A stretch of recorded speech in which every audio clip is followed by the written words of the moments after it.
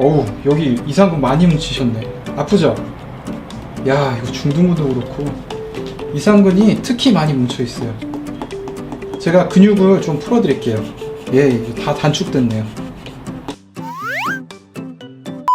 구독, 좋아요 부탁드릴게요.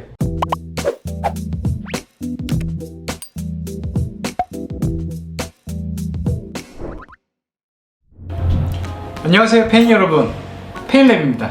제가 이상근 증후군은 없다 영상을 너무 딱딱하게 설명한 것 같아서 보다 이해하기 쉽게 직관적으로 준비해 왔습니다.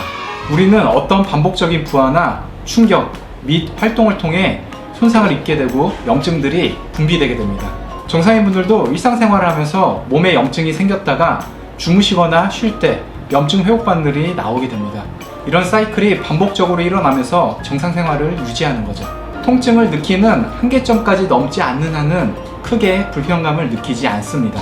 하지만 어느 순간부터 회복 반응들이 떨어지게 되고 염증들이 누적되거나 범위가 커지게 되는데요.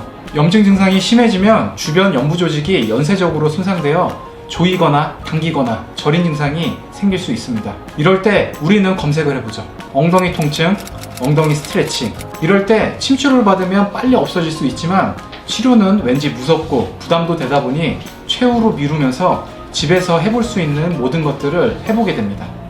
기존에 말씀드린 것처럼 이상근 문제가 아니라 이 주변의 염증들이 근육 전반에 퍼져 통증을 일으킨다고 했습니다.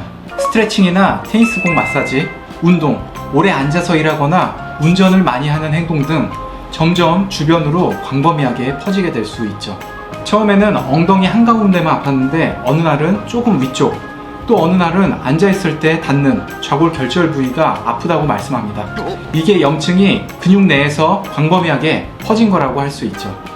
자, 운동을 하다가 아니면 앉아서 운전을 오래 하다가 염증이 생겼다고 해봅시다. 이 물감이 염증이라고 생각해주세요. 물감 진짜 오랜만에 보네요. 골반뼈에 염증이 조금 생겼다고 해보겠습니다.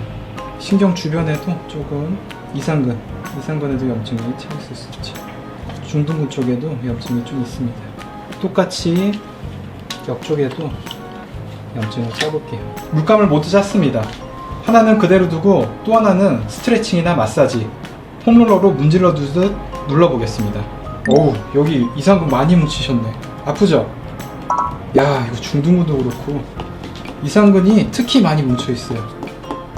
제가 근육을 좀 풀어 드릴게요. 예, 이게 다 단축됐네요. 아파도 좀만 참으세요. 한결 좋아질 겁니다. 집에서 시간 날 때마다 스트레칭이나 운동 좀 해주시고 테니스 공으로 문질러 주세요. 이게 다 둔근이 약해져서 그런 거예요. 운동 열심히 좀 하세요. 자, 이렇게 근육을 풀어주니 염증의 범위가 넓어집니다. 두 개 비교해 보겠습니다. 하나는 염증이 생겼을 때 가만히 냅둔 것, 또 하나는 셀프로 할 수 있는 모든 걸 다 해준 상태입니다. 이걸 보면 두 가지를 알 수 있습니다. 첫 번째는 가벼울 때 스트레칭이나 마사지를 해주면 효과가 있을 수도 있다.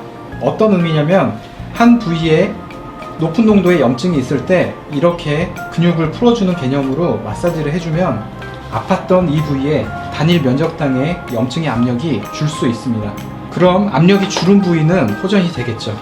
두 번째 알 수 있는 사실은 좋아지라고 했던 행위들이 이렇게 염증의 범위, 즉 증상의 범위가 넓어질 수 있습니다. 이런 염증들이 주변 신경들을 전도시켜 다리 아래까지 저리거나 당기는 증상을 만들 수도 있죠. 지금은 염증이 계속 분비되지 않는 가정하에 보여드린 겁니다. 손상이 치료되지 않고 염증이 계속 분비된다면 범위도 더 넓어지고 증상도 심해지겠죠. 차라리 아플 때 아무것도 안 하고 쉰 분들은 적어도 증상이 진행이 되진 않습니다. 치료를 위해서는 근육의 층위 개념을 잡는 게 중요한데요. 말이 어렵죠. 그냥 근육이 겹겹이 있다고 생각하면 됩니다. 이렇게. 따라서 염증들도 이렇게 겹겹이 존재할 수 있는 거죠. 주사 치료를 받았는데도 계속 불편하다고 하시는 분들이 있습니다. 주사 치료의 경우는 이런 층위 구조 때문에 주사액의 확산이 덜 되고 효과가 안 나오는 경우가 있는 거죠. 정작 염증이 퍼진 주변 손상 포인트까지는 치료가 안 됐기 때문에 불편할 수 있습니다. 일단 염증들이 이상근 주변, 중둔근, 대둔근 주변으로 모두 퍼지게 되면 이 부위들을 치료하는 게 포인트입니다. 뭘로 치료하느냐?